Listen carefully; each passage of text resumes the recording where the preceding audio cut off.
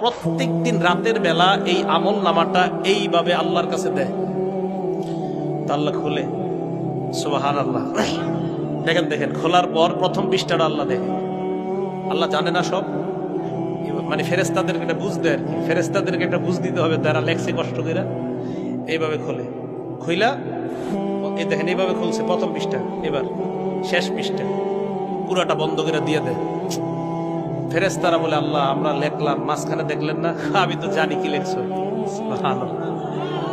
মাবুদ আপনি কি দেখলেন? কয় প্রথম পৃষ্ঠার মধ্যে লেখা ইস্তেগফার, ফজর নামাজ, দুরুদ, তাসবিহাত, এই ভালো ভালো আমল প্রথম পৃষ্ঠায় লেখা। মাবুদ শেষ পৃষ্ঠায়? কয় শেষ পৃষ্ঠায় এরশাদ নামাজ, ইস্তেগফার, তাসবিহ, দুরুদ। কয় মাঝখানে আল্লাহ? আমি জানি আমার বান্দা মাঝখানে ওই নামাজগুলোও পড়ছে। কয় মাবুদ আরো কিছু তো করছে, কিছু গুনাহ হয়ে গেছে বান্দার এদিক সেদিক আমি জানি। তো মাবুদ ওইগুলা দেখলেন না?